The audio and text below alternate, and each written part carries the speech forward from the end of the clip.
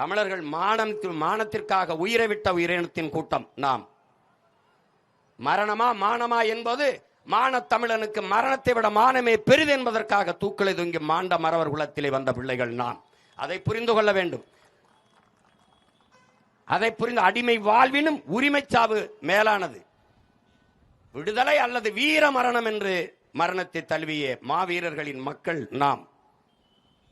தமிழன் பாடுபட்டு சம் நிலத்தை வாங்கிய நிலத்தை விற்பான், பாடுபட்டு கட்டிய வீட்டை விற்பான், கட்டிய மனைவியின் நேசித்து கட்டிய மனைவியின் தாலியை கொள்ள அடமானம் வைப்பான், மண்ணை அடமானம் வைப்பான், மனையை அடமானம் வைப்பான். ஆனால் தன்மானத்தை மட்டும் தமிழன் ஒருபோதும் அடமானம் வைக்க மாட்டான். அந்த தன்மானமிக்க ஒரு உரிமைதான் உங்களுக்கு அந்த வாக்கு என்பதை மான தமிழ் மக்கள் மறக்காமல் இருக்க வேண்டும். என் பேரன்பு மிக்க பெற்றோர்கள், என் உயிருக்கினிய என் உடன் பிறந்தார்கள், இந்த தேர்தலை வரலாறு தந்திருக்கிற ஒரு வாய்ப்பாக பயன்படுத்துங்கள்.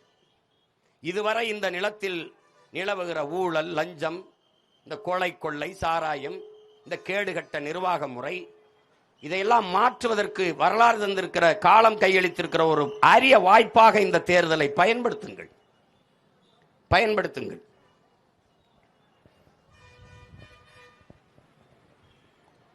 எனவே இந்த தேர்தலிலே திருத்தணியிலே போட்டியிடுகிற அன்பு தம்பி சந்திரன் அவர்களுக்கு நீங்கள் விவசாய சின்னத்திலே வாக்கு செலுத்தி வெற்றி பெற செய்ய வேண்டும்.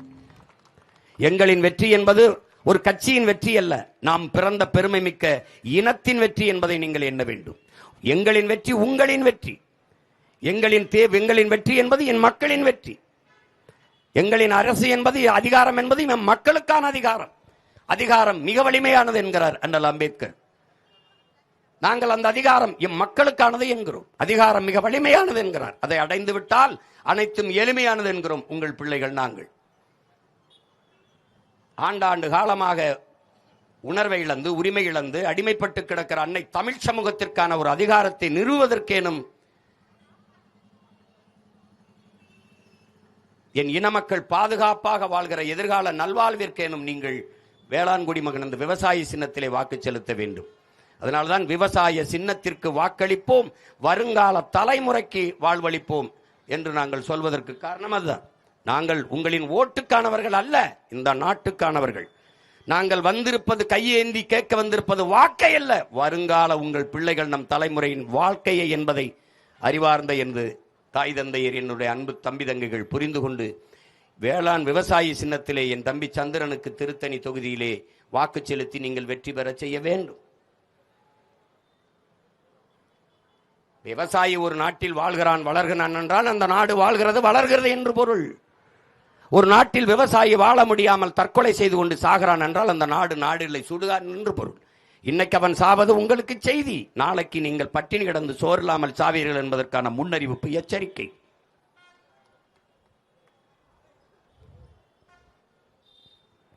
உணவு இல்லை என்றால் என்ன இருக்கிறது?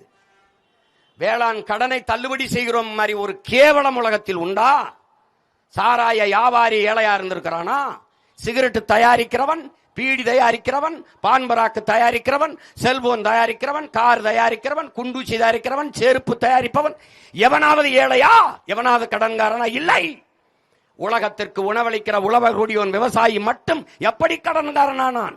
எப்படி ஆனான்? ஒரு கால் செருப்பு தைப்பவன் கூட இந்த செருப்பு 500 ரூபாய் என்றால் 500 ரூபாய். ஒரு குண்டூசி தயாரிப்பும் கூட இந்த குண்டூசி 5 ரூபாய் என்றால் 5 ரூபாய். ஒரு விளக்க மாத்துக்கட்டை செய்கிறவனுடைய 5 ரூபாய் என்றால் 5 ரூபாய். ஆனால் அவன் விளை வைக்கிற அரிசி, பருப்பு, கரும்பு, தக்காளி, இந்த வெண்டைக்காய், சொரக்காய்க்கு விளைய வைக்கிற விவசாயி விலையை தீர்மானிப்பதில்லை. அன்புடன் பிறந்தவனை வாங்குபவன் தான் தீர்மானிக்கிறான். அந்த இடத்தில் தான் விவசாயி தோற்கிறான். விவசாயியே கடன் காணலானான். ஒரு நாட்டில் ஒரே ஒரு வேளாண் குடிமகன் விவசாயி ஏழையாக இருந்தால் அந்த நாடே ஏழை நாடாகத்தான் கணக்கிடப்படும் என்கிறார். அப்படி என்றால் உன் நாடு எவ்வளவு பெரிய ஏழை நாடு என்பதை நீ அறிந்து கொள்.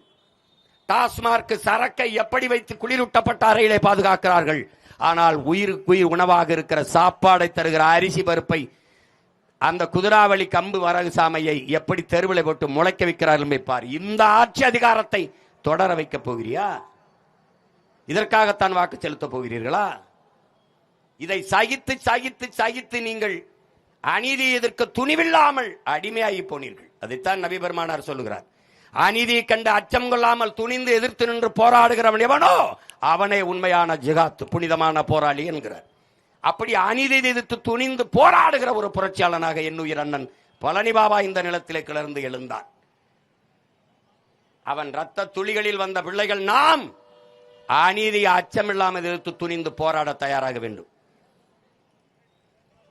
நாலு வீட்டில் நாயா நின்று கத்தி நக்கி சாப்பிடுறதுக்கு பதிலாக ஒரு நொடியேனும் சிங்கமாக கர்ச்சித்து விட்டு செத்து போடா என்கிறார் பழனி பாபா. அதுதான் முக்கியம். ஒருவன் காலில் விழுந்து தான் வாழ வேண்டும் என்கிற நிலை இருக்குமானால் நீ எழுந்து நின்று இறந்து போடா என்கிறான் சேகுவேரா. சரணடைந்து வாழ்வதை விடவும் சண்டையிட்டு சாவது மேலானது என்கிறார் என்னுயிர் தலைவன் மேதகுவே பிரபாகரன் அவர்.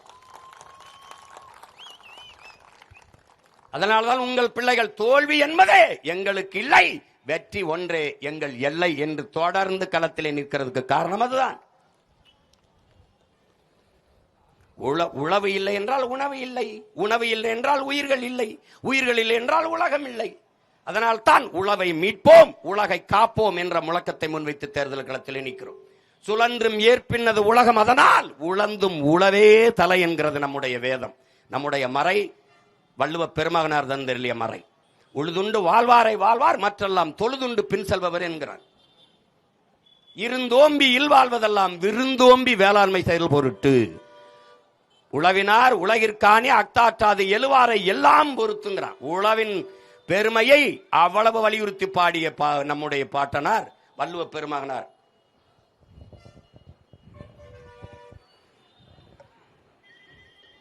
எனவே அறிவு சமூகம் இதை புரிந்து கொள்ள வேண்டும். உழவினார் கைமடங்கின் இல்லை விளைவதும் விட்டேம் என்பார்க்கும் நிலை என்கிறார்.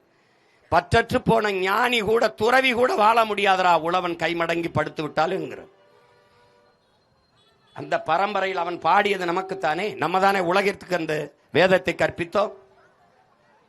நீங்கள் உழவை போற்றவில்லை என்றால் எவன் வேணாலும் தோற்கலாம் இந்த நாட்டிலே. ஒரு வேளாண் குடிமகன் விவசாயி தோற்றான் என்று வரக்கூடாது. ஒப்பிட்டவரை ஒரு உயிர் உள்ளவரை நினை என்கிறான். அப்ப உணவிட்டவனை உயிராக நினைக்க வேண்டும் இல்லையா? சோத்துல தானே உப்பு போடுற, உணவுல தானே உப்பு போடுற. அப்ப உணவுப் பொருளை விளைய வச்சு தந்த விவசாயி எப்படி நினைப்பாய்? உயிராக நினை. ஒரு தடவை நினை, வாக்கு பெட்டியில் போ, முதல் பெட்டியிலே இருப்பான். ஏன்? உன் மகன் அங்கீகரிக்கப்பட்ட கட்சியாக வந்து விட்டேன், உன் மகன் அதுல முதல் பெட்டியில வைக்கணும். நீ உதயசூரியன் எல்லா இடத்துல இருக்காது, ரெட்டலை எல்லா இடத்துல இருக்காது, தாமரை எல்லா இடத்துல இருக்காது, கை எல்லா இடத்துல இருக்கு. ஆனால் உங்கள் மகனின் விவசாயி எல்லா பெட்டியில இருப்பான். 234 இருப்பான், திருத்தணியில இருப்பான், திருப்பத்தூர்ல இருப்பான், திருப்பூர்ல இருப்பான். போய் என்ன செய்ய? 3 வேளை சாப்பிடுற. என்னைக்காவது ஒரு நாள் வாழ்க்கையில வழக்கறிஞரை சந்திப்ப, எப்பவாவது மருத்துவர், எப்பவாவது பொறியாளர். ஆனால் ஒரு நாளைக்கு 3 வேளை நீ விவசாயியை சந்திக்கிற. சாப்பிடும் போது குனிஞ்சு சாப்பிடுறத அவனுக்கு நன்றி சொல்லத்தான். நீ ஒரு தடவை குனிஞ்சு சாப்பிட்டு நன்றின்னு அவன் இருப்பான் கலப்பையோட. அவனை போய் நன்றின்னு தொடு, அவனும் வாழ்வான், நம்மையும் வாழ வைப்பான். அறிவு சமூகம் புரிந்து கொள்ளணும். ஓட்டு போட போற பொண்ண ஒதுங்கி நிக்காத, கண்ட சின்னங்கண்டு கலங்கி நிக்காத. உழைக்கும் மக்கள் சின்னம் அது விவசாயி சின்னைய, உழைக்கும் மக்கள் சின்னம் அது விவசாயி சின்னம். நாள்தோறும் பாடுபட்டோம் ஆனாலும் துன்பப்பட்டோம், யாரார்க்கோ ஓட்ட போட்டு ஓட்டாண்டி ஆகி புட்டோம். இந்த நிலை மாற நான் வேற என்ன கூறைய, இந்த நிலை மாற நான் வேற என்ன கூற.